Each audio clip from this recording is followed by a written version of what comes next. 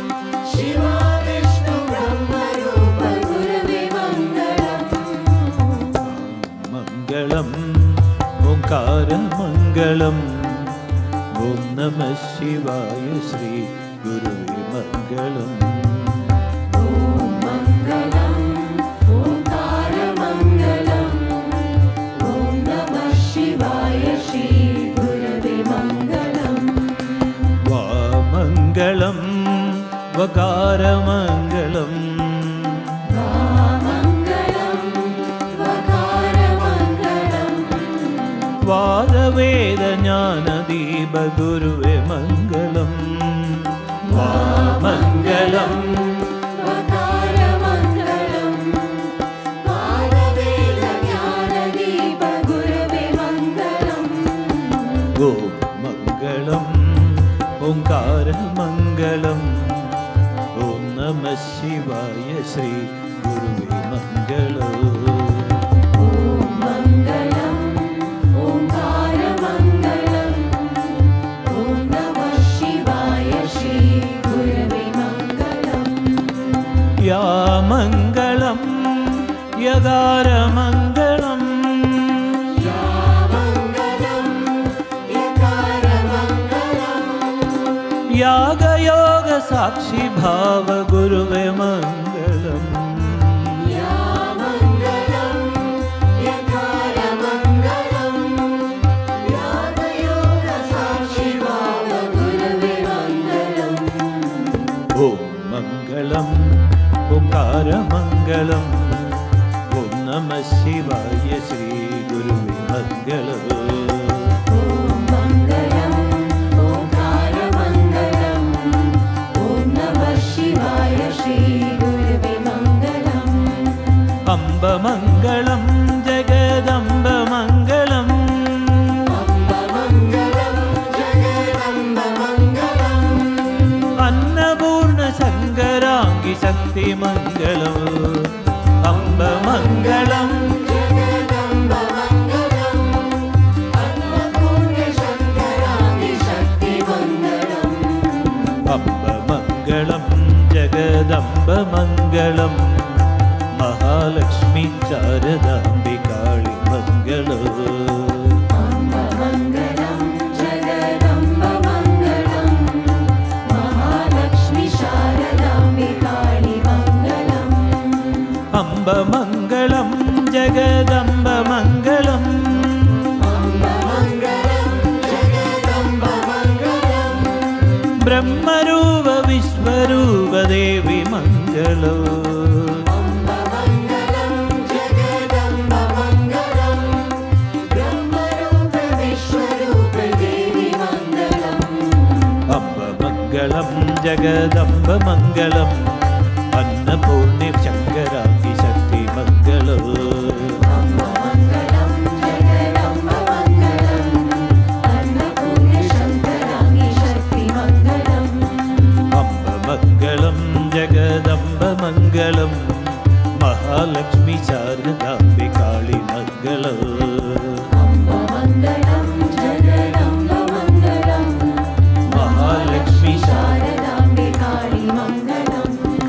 അംബമംഗളം ജഗദംബമംഗളം.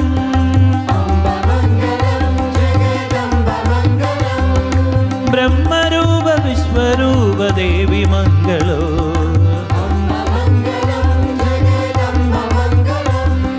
ബ്രഹ്മരൂപ വിശ്വരൂപ ദേവി മംഗളം. അംബമംഗളം ജഗദംബമംഗളം. അന്നപൂർണി ശങ്കരാംഗി ശക്തി മംഗളം. അംബമംഗളം ജഗദംബമംഗളം. അന്നപൂർണശങ്കരാംഗി ശക്തി മംഗളം. മഹാലക്ഷ്മി ശാരദാംബികാളി മംഗളം. മഹാലക്ഷ്മി ശാരദാംബികാളി മംഗളം. ബ്രഹ്മരൂപ വിശ്വരൂപ ദേവി മംഗളം. ബ്രഹ്മരൂപ വിശ്വരൂപ ദേവി മംഗളം.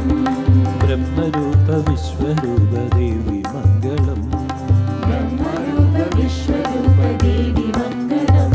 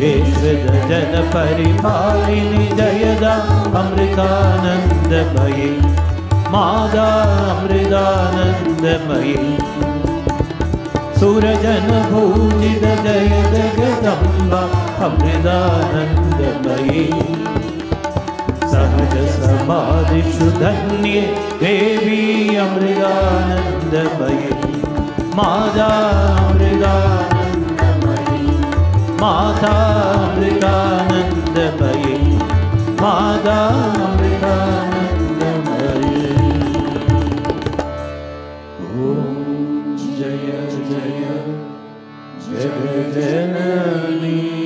वन्दे अमृतानन्दमयी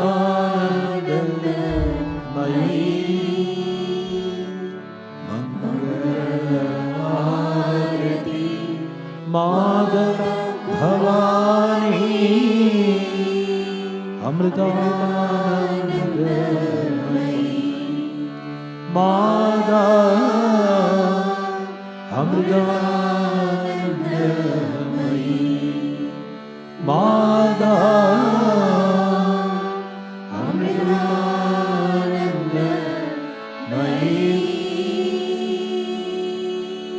जय बोलो सद्गुरु माता अमृतानंदमयी देवी की।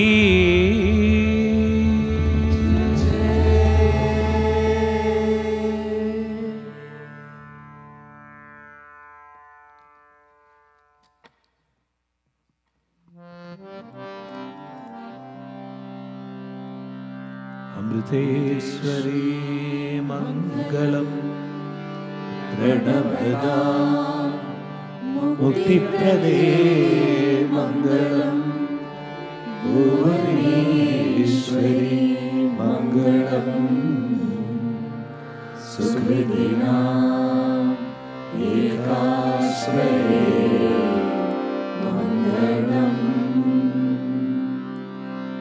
अमृतेश्वरी मंगलम प्रणवदा मुक्तिप्रदे मंगलम भुवनेश्वरी मंगलम सुकृतिना एकाश्रये मंगलम हृदयेश्वरी मंगलम हृदिरसतेजोमयी मंगलम मृदुभाषिणी मंगलम विजयदा प्रेमाग्रदे मंगलम विजयदा प्रेमाग्रदे मंगलम विजयदा प्रेमाग्रदे मंगलम।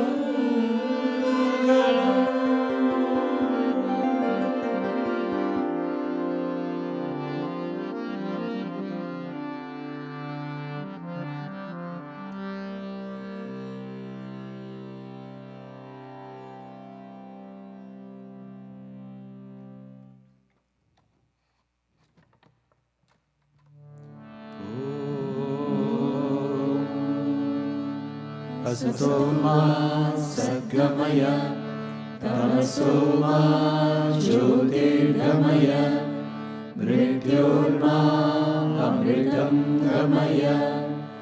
ॐ शान्ति शान्ति शान्तिः। ॐ लोकाः समस्ताः सुखिनो भवन्तु। लोकाः समस्ताः सुखिनो भवन्तु। लोकाः समस्ताः सुखिनो भवन्तु। ॐ शान्ति शान्ति शान्तिः। ॐ श्री गुरुभ्यो नमः। हरिः